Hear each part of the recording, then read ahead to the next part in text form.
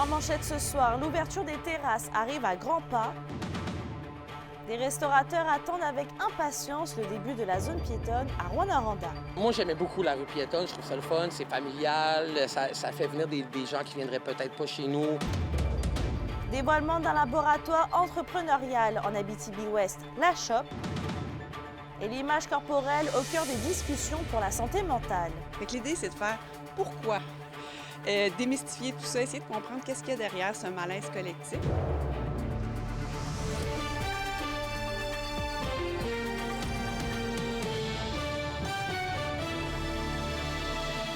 Bonsoir tout le monde et bienvenue au TVA de 18h.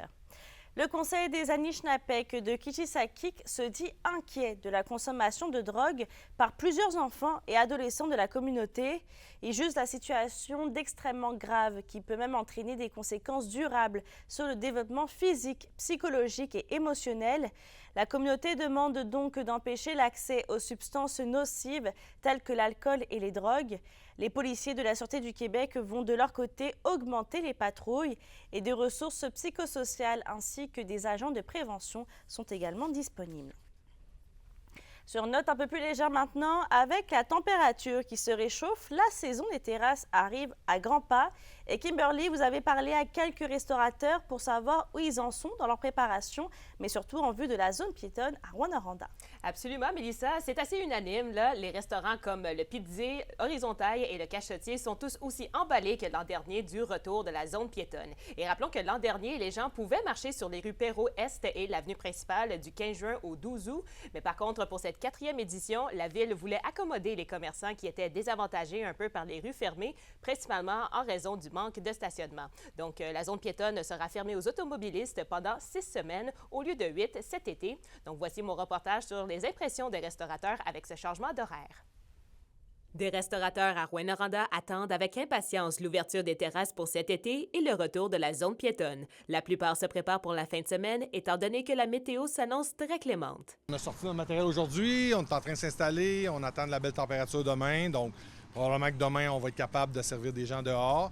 Puis après ça, ça va être au jour le jour, là, la température fluctue, donc on s'adapte à chaque journée. Là. On a monté la barrière, on n'a pas sorti les tables, il annonce la pluie, mais demain matin, à 8h30, on va tous être ici en train de préparer le 20 degrés qu'il va avoir. Quand le printemps, l'été, puis tout ça s'installe, c'est toujours excitant. C'est toujours excitant d'ouvrir la porte de garage, puis de voir des nouveaux passants, puis de voir la principale fleurir. Fait que nous, on est toujours bien excités. Pour cet été, la Ville a décidé de réduire la durée de la zone piétonne de 2 semaines. Les restaurateurs sont un peu déçus, mais ils comprennent que le but est d'accommoder les commerçants désavantagés par les rues fermées. On aurait aimé ça que ça soit plus long, mais on comprend que c'est pas tout le monde qui a les mêmes enjeux, que la même réalité là, au niveau des piétons, du stationnement, etc.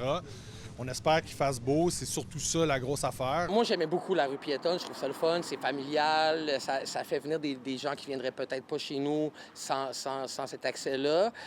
Après, je comprends que c'est peut-être pas évident pour tous les commerçants non plus, mais nous, on l'aime beaucoup, la rue piétonne, on a hâte. Nous, on va surfer sur la vague, puis on comprend que c'est des grosses structures, puis on va prendre ce qu'il y a, puis on va s'amuser au maximum avec ça. Rappelons que dans les dernières années, durant la pandémie, plusieurs restaurants ont obtenu un prêt pour continuer leur service. Le remboursement a commencé il y a quelques mois.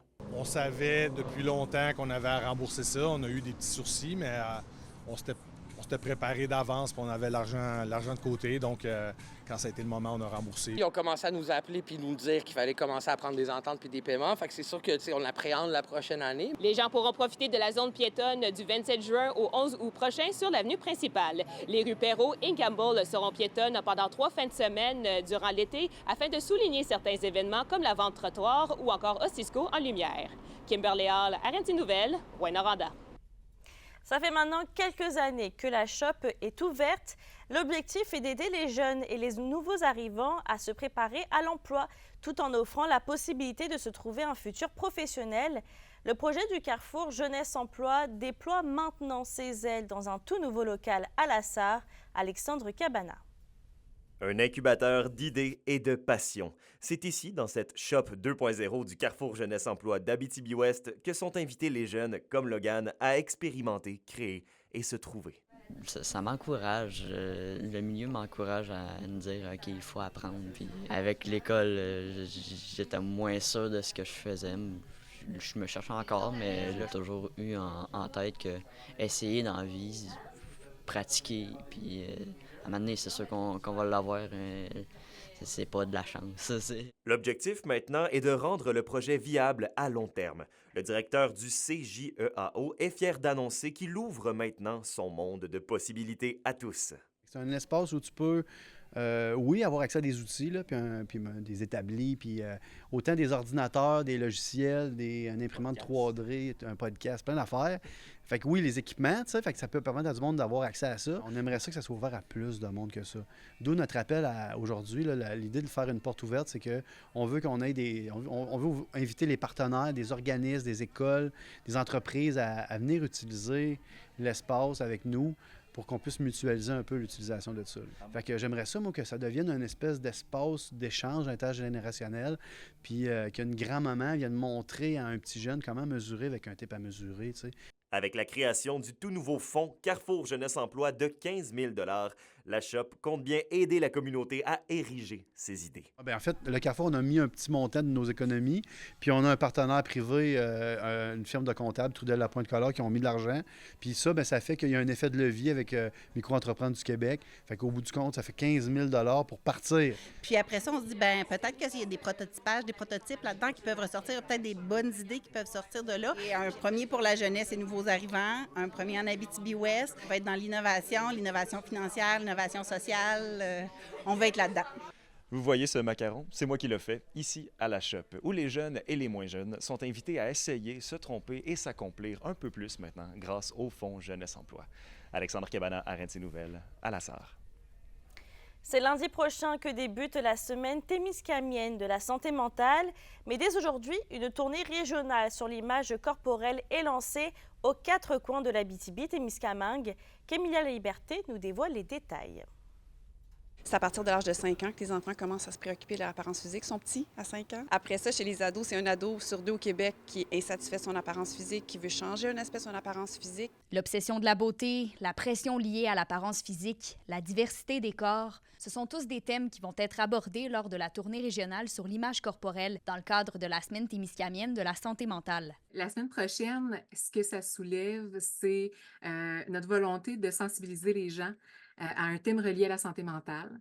Donc, on ne parle pas ici de maladie mentale, de troubles de santé mentale, on parle de la bonne santé mentale, de promouvoir des thèmes en lien avec la santé mentale. On essaie de déboulonner dans les conférences toutes les fausses croyances, les préjugés, la pression de société qu'on a qui nous crée ce malaise-là, puis évidemment de donner des outils, d'aider les gens à trouver des moyens pour se sentir mieux, puis se sentir plus en pleine possession de leurs moyens par rapport à leur corps. Les troubles d'image corporelle ne datent pas d'hier, selon la docteure Stéphanie Léonard. Toutefois, les réseaux sociaux auraient, selon elle, une influence considérable sur les perceptions que les femmes et les hommes ont de leur physique. Depuis l'arrivée des réseaux sociaux, on voit qu'il y a quand même une augmentation de l'inconfort corporel, évidemment, parce que les mêmes messages qui étaient malsains avant, bien là, sont multipliés et exponentiels. Mais je pense qu'on en parle plus, mais c'était définitivement là avant. Je pense que c'est de plus en plus jeune, par contre, qu'on voit des difficultés au niveau de l'image corporelle. L'objectif des conférences est principalement de lancer un discours positif de l'apparence, mais aussi de guider les intervenants pour leur permettre à leur tour de mieux outiller la population. On va, nous, les intervenants, être formés également par Dr Léonard. Donc, on va s'outiller, avoir peut-être de meilleures stratégies pour intervenir auprès de notre population qui, je crois, a grandement besoin de support à ce niveau-là. La tournée de conférences va donc se poursuivre en fin de semaine à Val-d'Or et à Rouyn-Noranda, ainsi que lundi à Ville-Marie. Qu'Emilia La Liberté pour RNC Nouvelles. Dans le dossier de la qualité de l'air, la Fonderie Horn invite la population à en découvrir un peu plus sur le projet de modernisation Aeris. Le 16 mai prochain, à l'Agora des Arts, l'entreprise dévoilera des plans 3D de la nouvelle usine et il sera également possible à la population de poser des questions et d'en apprendre davantage sur le projet qui vise à réduire les émissions atmosphériques de la Fonderie Horn. En santé maintenant, les CLSC deviendront la porte d'entrée pour les personnes aînées. C'est du moins le souhait de la ministre responsable des aînés et ministre déléguée à la santé, Sonia Bélanger. Elle souhaite permettre aux personnes aînées d'avoir à un seul endroit accès à l'ensemble des programmes pour les aînés et les proches aidants. La mise en œuvre de cette initiative se fera graduellement dans les CLSC au courant de cette année et sera terminée d'ici l'automne 2025. Le gouvernement répond ainsi à une recommandation de la commissaire à la santé et au bien-être qui souhaitait implanter des bureaux régionaux pour les personnes aînées afin d'avoir accès au soutien à domicile. Vos réponses à la question du jour TVA. Une présentation de la clinique infirmière Nord-Ouest partout dans la région. Nous vous offrons des consultations rapides avec des infirmières et infirmières praticiennes spécialisées et un nouveau service de téléconsultation. Contactez-nous pour plus d'informations ou visitez notre site web. Et à la question du jour, on vous demandait, trouvez-vous que les services en soins de santé pour les personnes aînées sont assez accessibles? Vous avez répondu non à 78%. Et d'ailleurs, toujours en santé, les prestataires en soins de l'Abitibi-Témiscamingue demandent l'opinion de la population sur les services de santé fournis dans la région. On veut ainsi mesurer le taux de satisfaction afin d'y apporter des améliorations et perfectionner les pratiques. Un sondage volontaire et anonyme est en ce moment en ligne afin de permettre de donner l'heure juste sur le fonctionnement du système de santé et de services sociaux. Les résultats en plusieurs secteurs sont affichés sur un tableau de bord public accessible sur le site. En lien avec les Premières Nations maintenant, l'école secondaire La Concorde de Sainte-Terre lance un projet en lien avec les robes rouges visant à rendre hommage aux femmes et filles autochtones disparues ou assassinées. Différentes robes rouges seront donc visibles dans des espaces publics de la ville ainsi que dans la forêt du 100e. Des textes réfléchis par les élèves pourront être lus avec des codes QR. L'exposition commence aujourd'hui et prend fin dans 2 semaines. Sur un autre sujet, même si l'eau est de nouveau propre à la consommation à la SAR, la ville demande quand même aux citoyens de faire preuve de vigilance. L'eau pourrait être d'une coloration brunâtre dans certains secteurs de la ville. Donc si vous constatez une coloration de votre eau, les autorités recommandent de laisser couler l'eau pendant au moins 15 minutes ou jusqu'à ce qu'elle redevienne incolore. On rappelle que cette situation est due à des travaux en cours sur la 12e avenue Est et de la rue Pagé. Également, la ville procède aussi au rinçage semi-annuel du réseau d'aqueduc. L'avis de précaution est en vigueur jusqu'à nouvel ordre à la SAR.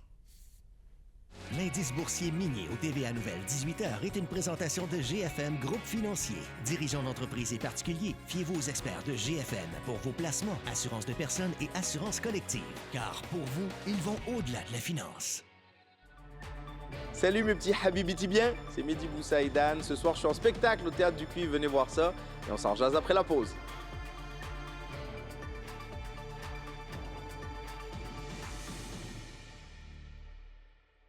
Les SADC de l'Abitibi-Témiscamingue et du nord du Québec vous présentent la bonne nouvelle économique TVA. Une étude réalisée par Aviseo révèle l'impact majeur des sociétés d'aide au développement des collectivités et des centres d'aide aux entreprises sur l'économie du Québec. Les 67 SADC et CAE qui ont généré près d'1 demi-milliard en retombées économiques depuis 2019 contribuent à l'augmentation des investissements, de la productivité et du taux de survie des entreprises, soulignant l'importance de leur rôle. Les SADC, partenaires de l'économie de la région.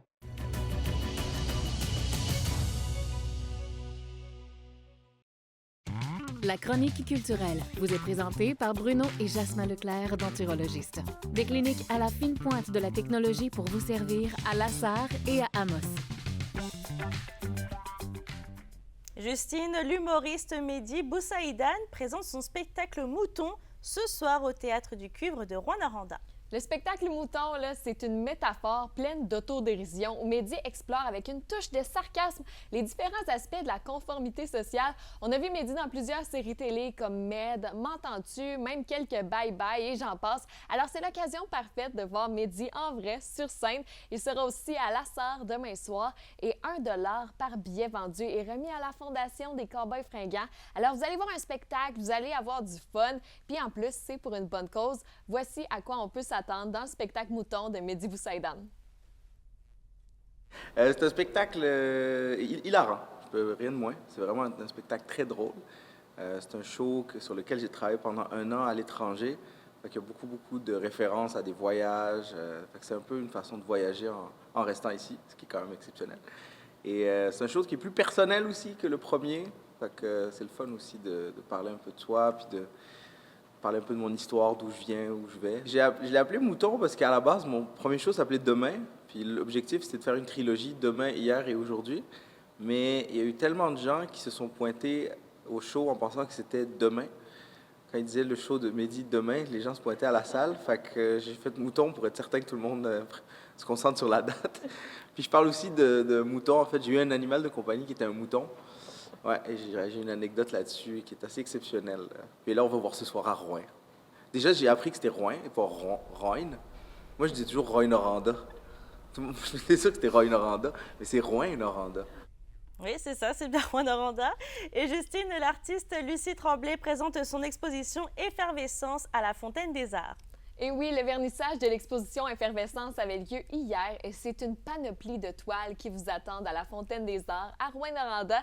Vous pouvez visiter l'exposition Effervescence de Lucie Tremblay du lundi au samedi jusqu'au 31 mai. Je vous le dis, là, ça déborde de couleurs dans ces toiles. C'est super beau à voir et surtout, ça fait du bien. Après la semaine grisâtre et pluvieuse qu'on vient de vivre, là, ces toiles sont aussi photographiées dans un nouveau livre, Effervescence, qui est disponible à l'exposition. Ce sont des œuvres qui sont complètement pétillantes avec beaucoup de textures et Lucie trouve son inspiration dans ce qui l'entoure. C'est un processus d'intuition au départ parce que je pars avec rien comme idée en tête au début. On a la chance d'être entouré d'une belle nature, des grands espaces et une vie très paisible ici. Alors, ça transparaît dans les œuvres. Et à un moment donné, bien, ça se reflète aussi dans l'image. Alors, c'est pour ça qu'il y a beaucoup de végétation qu'on peut retrouver sur les toiles. Mais en même temps, à force de porter longtemps le regard, il y a toujours quelque chose qui s'y cache. Alors, des animaux, des personnages, ça laisse place à beaucoup de découvertes aussi. Et en terminant, le numéro du mois de mai de l'Indice bohémien est maintenant disponible. À la une, on vous invite à découvrir l'univers de Médéric Bello, 12 ans, achevant son parcours scolaire à l'école Sainte-Lucie de Val-d'Or. Médéric est parvenu à rédiger et présenter devant public 4 tomes d'une série de livres mettant en scène un lutin farfadet et apprenti magicien. La littérature sera mise à l'honneur avec une page double exposant les autrices et auteurs d'ici que l'on pourra découvrir ou redécouvrir au Salon du livre de l'Abitibi-Témiscamingue. Vous allez voir après la pause le nouvel entraîneur adjoint des Citadelles M15 AAA Elite qui est Étienne Bourque.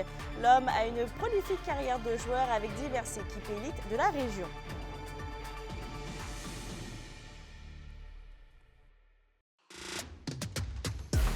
Les sports vous sont présentés par Thibaut GM, votre concessionnaire de confiance à Rouyn-Noranda, là où qualité et choix se rencontrent. Étienne Bourque devient le nouvel entraîneur adjoint des Citadelles M15 de 3A Elite. Et c'est l'équipe rouyn-norandienne qui en a fait l'annonce ce matin. Il a connu quand même une prolifique carrière de joueur avec diverses équipes élites de la région. Et il évoluait d'ailleurs la saison dernière avec les Pirates de Ville-Marie. Étienne Bourque sera associé à Danny Park en relève à Maxime Sauvageau. Et selon l'organisation des Citadelles, sa passion, sa détermination et son éthique de travail vont permettre aux jeunes joueurs de bien se développer au sein de l'équipe.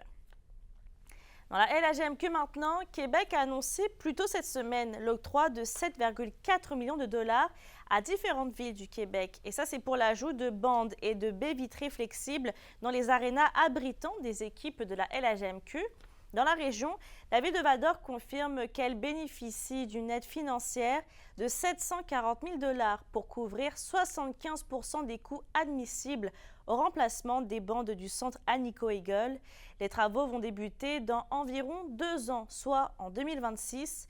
Et quant à Rouyn-Noranda, eh bien, la ville n'a pas retourné notre demande de renseignements dans les délais, mais selon une source chez les Huskies, des pourparlers sont en cours avec la LHJMQ. Pour une nouvelle importante à nous communiquer, contactez-nous. Nouvelle au pluriel à commercial rncmedia.ca, par téléphone 1-866 463 4636 et notre site web tvabtb.ca.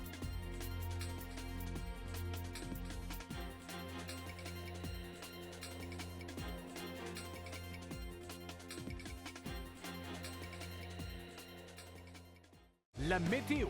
Une présentation de Nicole Auto de la Sarre, la capitale du pick-up. Vous y trouverez toujours le meilleur choix, toujours le meilleur prix.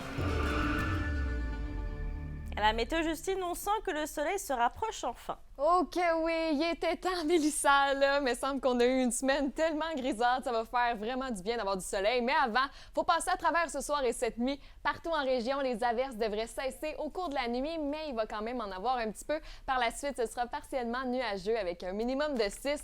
Demain, enfin du soleil. En Abitibi-Témiscamingue, un maximum de 19 degrés nous attend. Il va avoir un beau soleil. Profitez-en au max parce que dimanche, ben, la pluie revient. Mais au moins, il ne fera pas trop froid. On va avoir un maximum de 15 degrés partout dans la région. Mais demain, là, profitez-en. Sortez dehors. Profitez du soleil. Allez faire le plein de vitamine D. Moi, c'est clair que je vais passer la journée à bronzer. C'est parfait. Merci, Justine. Et je termine avec le festival Arikana Vassan du 5 au 7 juillet prochain, qui est désormais payant. Le coût pour les adultes est de 5 $ par jour ou de 10 $ pour le week-end. Et d'ailleurs, en parlant du secteur de Vassan, le ministère des Transports annonce la réouverture du chemin du Val, mais aussi annonce la reconstruction d'un ponceau à Guérin. N'oubliez pas aussi qu'on nous est sur YouTube, XTV Abitibi-Témiscamingue, si vous voulez aller voir ou revoir les reportages ainsi que les bulletins de nouvelles. D'ici là, je vous souhaite de passer une excellente fin de semaine et on se retrouve lundi.